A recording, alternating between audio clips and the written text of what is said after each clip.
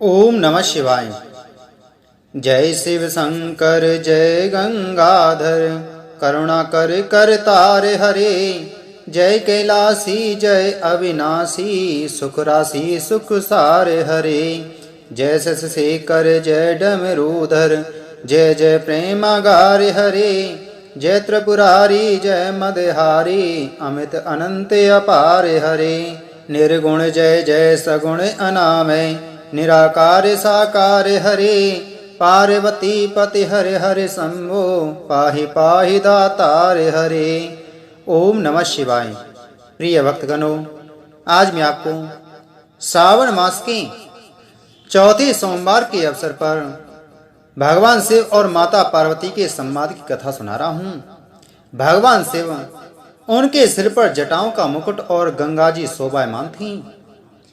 कमल के समान बड़े बड़े नेत्र थे, उनका नील कंठ था और वे सुंदरता के भंडार थे। उनके मस्तक पर द्वितीया का चंद्रमा शोभित था।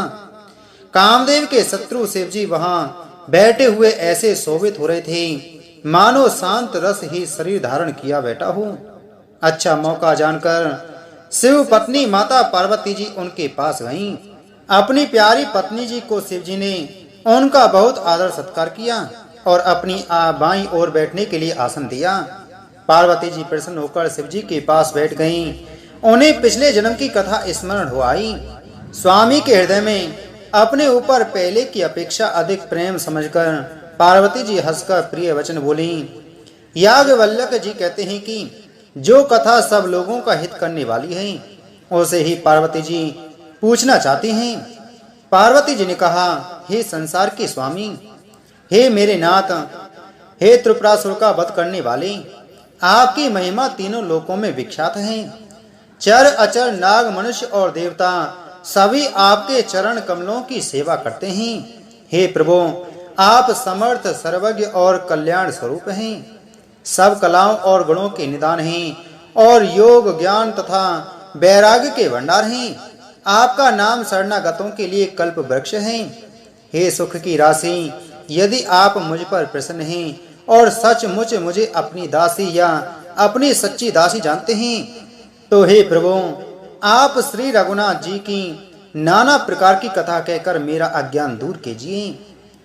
जिसका घर कल्प वृक्ष के नीचे हो, वह भला दरिद्रता से उत्पन्न दुख को क्यों सहेगा।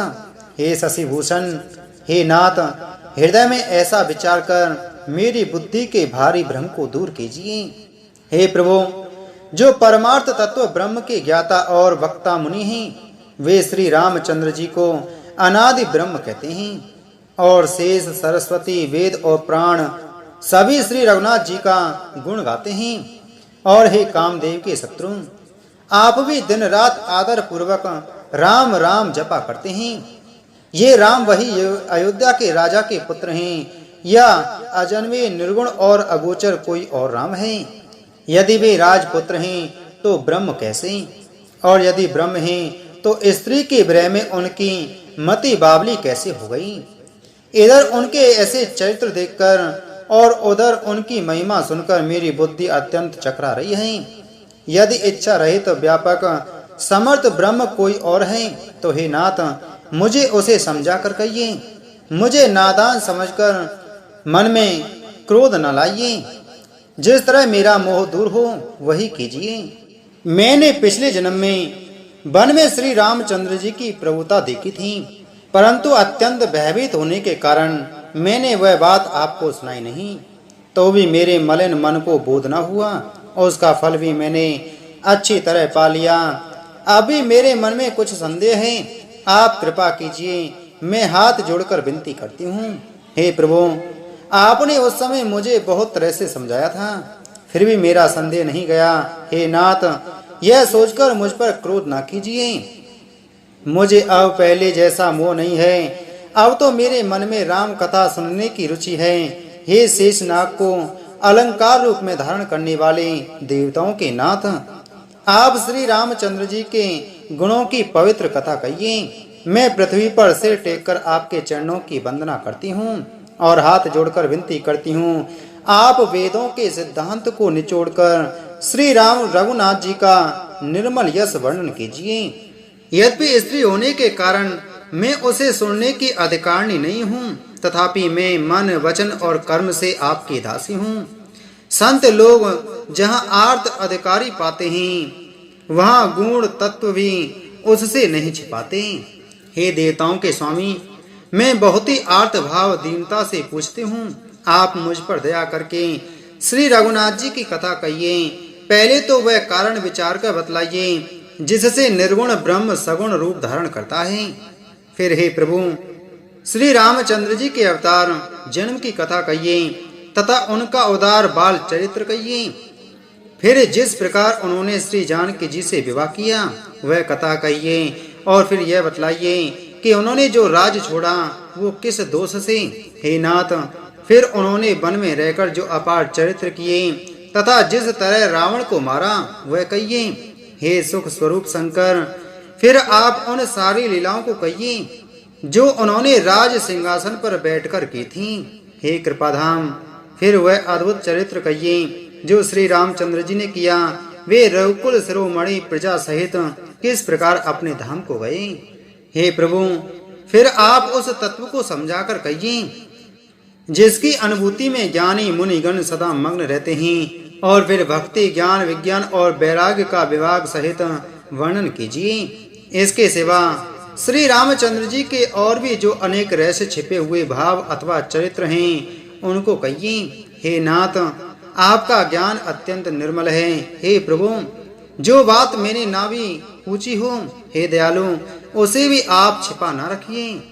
वेदों ने आपको तीनों लोकों का गुरु कहा है, दूसरे पामर जीव इस रहस्य को क्या जाने। पार्वती जी के सहज सुंदर और छल रहित सरल प्रश्न सुनकर शिव जी के मन को बहुत अच्छे लगे। श्री महादेव जी के हृदय में सारे रामचरित्र आ गए। प्रेम के मारे उनका शरीर पुलकित हो गया और नेत्रों में जल भराया। श्री रघुनाथ जी का रूप उनके हृदय में आ गया, जिससे स्वयं परमानंद स्वरूप शिव जी ने भी अपार सुख पाया। शिव जी 2 घड़ी तक ध्यान के रस आनंद में डूबे रहे। फिर उन्होंने मन को बाहर खींचा और तब वे प्रसन्न होकर श्री रघुनाथ जी का चरित्र वर्णन करने लगे, जिसके बिना जाने झूठ भी सत्य मालूम होता है।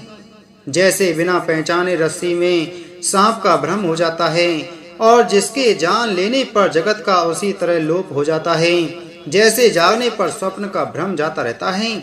मैं उन्हीं श्री रामचंद्र जी के बाल रूप की वंदना करता हूँ, जिनका नाम जपने से सब सिद्धियां सहज ही प्राप्त हो जाती हैं। मंगल के धाम, अमंगल के हरने वाले और श्री दशरथ जी के आंगन में खेलने वाले बाल रूप श्री रामचंद्र जी मुझ पर कृपा करें।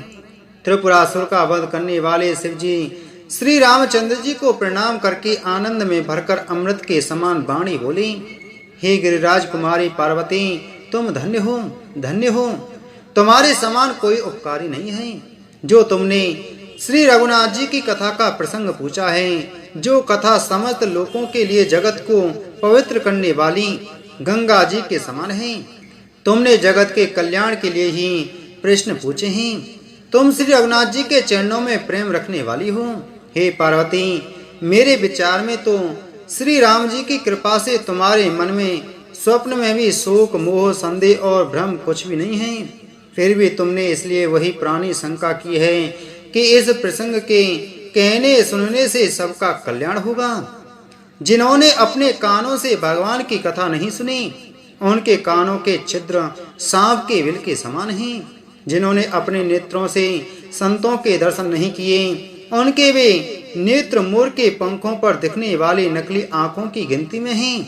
वे सिर कड़वी तुमी के समान हैं, जो श्री हरि और गुरु के चरण तल पर नहीं झुकते।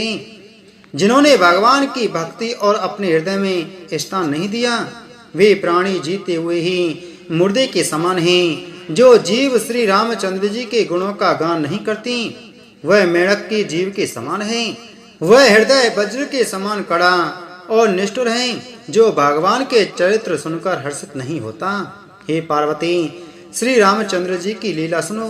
यह देवताओं का कल्याण करने वाली और दैत्यों को विशेष रूप से मोहित करने वाली है। श्री रामचंद्र जी की कथा कामधेनु के समान सेवा करने से सब सुखों को देने वाली हैं और सत्पुरुषों के समाज ही सब देवताओं के लोक हैं। ऐसा जानकर इसे कौन न सुनेगा। श्री रामचंद्र जी की कथा हाथ की सुंदर ताली है जो संदेह रूपी पक्षियों को उड़ा देती है। फिर राम कथा कलयुग रूपी वृक्ष को काटने के लिए कुलाड़ी है। हे गिरिराज कुमारी, तुम इसे आदर पूर्वक सुनो। वेदों ने श्री रामचंद्र जी के सुंदर नाम, गुण, चरित्र, जन्म और कर्म सभी अनगिनत कहे हैं। जिस प्रकार भगवान श्री रामचंद्र जी अनंत हैं, उसी तरह उनकी कथा, कीर्ति और गुण भी अनंत हैं। तो भी तुम्हारी अत्यंत प्रीति देखकर जैसा कुछ मैंने सुना है और जैसी मेरी बुद्धि है, उसी के अनुसार मैं कहूँगा। हे पार्वती, तुम्हारा प्रश्न स्वाभाविक ही सुंदर, सुखदायक और संत सम्मत है और मुझे तो बहुत ही अच्छा लगा है। परंतु हे पार्वती, एक बात मुझे अच्छी नहीं लगी। यद्यपि वह तुमने मुंह के बस होकर ही कही है। तुमने जो यह कहा कि वे राम कोई और हैं, जिन्हें वेद गाते और मुनिजन जिनका ध्यान धरते हैं, जो मोह रूपी पिशाच के द्वारा ग्रस्त हैं, पाखंडी हैं, भगवान के चरणों से विमुख हैं और जो झूठ सच कुछ भी नहीं जानते, ऐसे अधम मनुष्य ही इस तरह कहते सुनते हैं, जो अज्ञानी, मूर्ख, अंधे और भाग्यहीन हैं और जिनके मन रूपी दर्पण पर विषय रूपी काई जमी हुई है, जो व्यभिचारी, छली और बड़े कुटिल हैं और जिन्होंने कभी स्वप्न में भी संत समाज के दर्शन नहीं किए और जिन्हें अपनी लाभ हानि नहीं सूझती, वे ही ऐसी वेद विरुद्ध बातें कहा करते हैं। जिनका हृदय रूपी दर्पण मैला है और जो नेत्रों से हीन हैं, वे विचारे श्री रामचंद्र जी का रूप कैसे देखें। जिनको निर्गुण सगुण का कुछ भी विवेक नहीं है, जो अनेक मनगढ़ंत बातें बका करते हैं, जो श्री हरि की माया के वश में होकर जगत में जन्म मृत्यु के चक्र में भ्रमते फिरते हैं, उनके लिए कुछ भी कह डालना असंभव नहीं है। जिन्हें वायु का रोग, सन्निपात, उन्माद आदि हो गया हो, जो भूत के वश में हो गए हैं और जो नशे में चूर हैं, ऐसे लोग विचार कर वचन नहीं बोलते। जिन्होंने महामोह रूपी मदरा पी रखी है, उनके कहने पर कान नहीं देना चाहिए। अपने हृदय में ऐसा विचार कर संदेह छोड़ दो और श्री रामचंद्र जी के चरणों को भजो। हे पार्वती, भ्रम रूपी अंधकार के नाश करने के लिए सूर्य की किरणों के समान मेरे वचनों को सुनो। सगुण और निर्गुण में कुछ भी भेद नहीं है।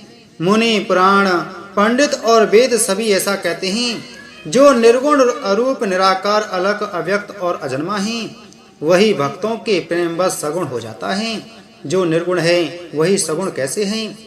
जैसे जल और ओले में भेद नहीं, दोनों जल ही हैं, ऐसे ही निर्गुण और सगुण एक ही हैं। जिसका नाम भ्रम रूपी अंधकार के मिटाने के लिए सूर्य है, उसके लिए मोह का प्रसंग भी कैसे कहा जा सकता है। श्री रामचंद्र जी सच्चिदानंद स्वरूप सूर्य हैं, वहाँ मोह रूपी रात्रि का लवलेश भी नहीं है। वे स्वभाव से ही प्रकाश रूप और षडैश्चर्य युक्त भगवान हैं। वहाँ तो विज्ञान रूपी प्रातः काल भी नहीं होता। अज्ञान रूपी रात्रि हो तब तो विज्ञान रूपी प्रातः काल हो। भगवान तो नित्य ज्ञान स्वरूप हैं। हर्ष, शोक, ज्ञान, अज्ञान, अहंता और अभिमान, ये सब जीव के धर्म हैं। श्री रामचंद्र जी तो व्यापक ब्रह्म, परमानंद स्वरूप, परात्पर प्रभु और प्राण पुरुष हैं। इस बात को सारा जगत जानता है। जो प्राण पुरुष प्रसिद्ध हैं, प्रकाश के भंडार हैं, सब रूपों में प्रकट हैं, जीव, माया और जगत सबके स्वामी हैं। वे ही रघुकुल मणि श्री रामचंद्र जी मेरे स्वामी हैं। ऐसा कहकर शिव जी ने उनको मस्तक नवाया।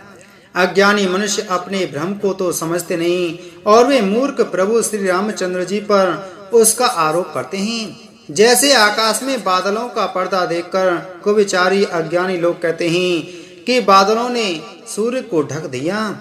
जो मनुष्य आंख में उंगली लगाकर देखता है, उसके लिए तो दो चंद्रमा प्रकट प्रत्यक्ष हैं।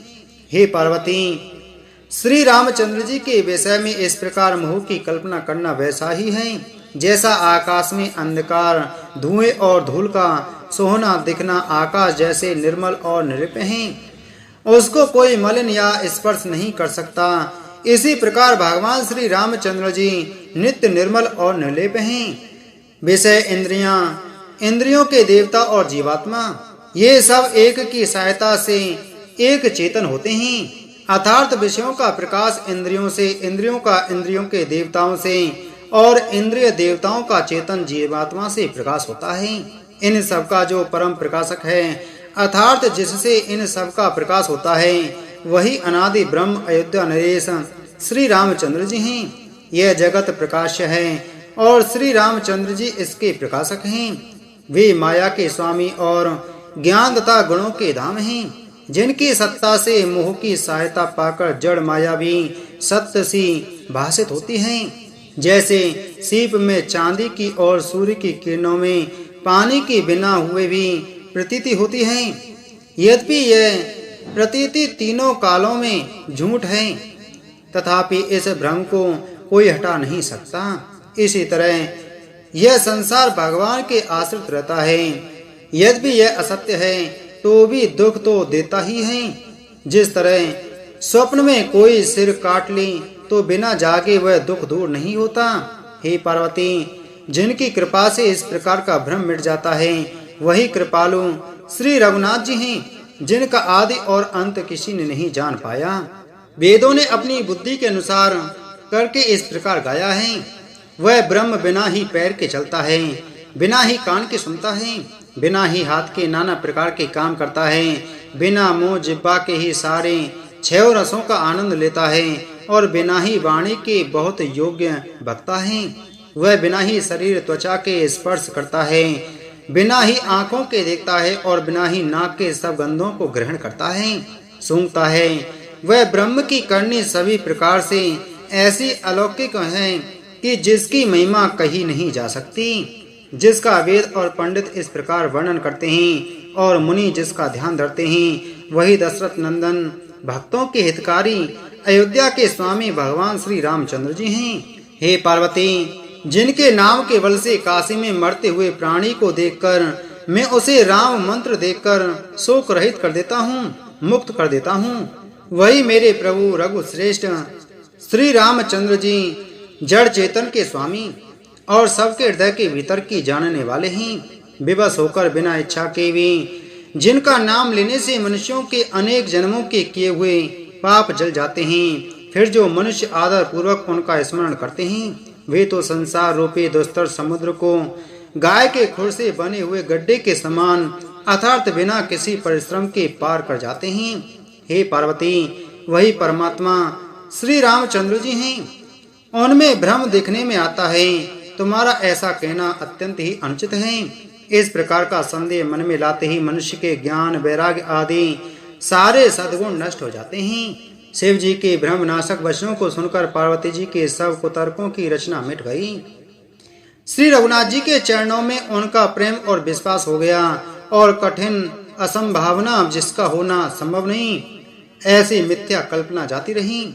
बार बार स्वामी शिव जी के चरण कमलों को पकड़कर और अपने कमल के समान हाथों को जोड़कर पार्वती जी मानो प्रेम रस में सनकर सुंदर वचन बोली।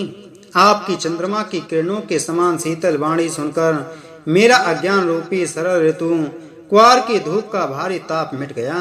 हे कृपालु, आपने मेरा सब संदेह हर लिया। अब श्री रामचंद्र जी का यथार्थ स्वरूप मेरी समझ में आ गया। हे नाथ, आपकी कृपा से अब मेरा विषाद जाता रहा और आपके चरणों के अनुग्रह से मैं सुखी हो गई।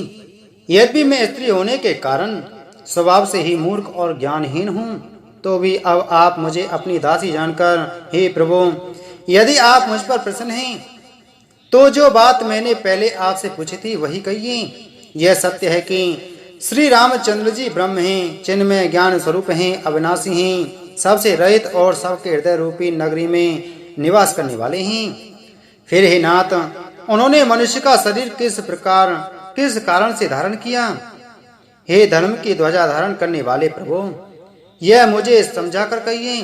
पार्वती जी के अत्यंत नम्र वचन सुनकर और श्री रामचंद्र जी की कथा और उनका विशुद्ध प्रेम देखकर तब कामदेव के शत्रु स्वाभाविक ही सुजान कृपा निदान शिव जी मन में बहुत ही हर्षित हुए और बहुत प्रकार से पार्वती की बड़ाई करने लगी। बोलो पार्वती माता की जय। बोलो शिव शंकर भगवान की जय।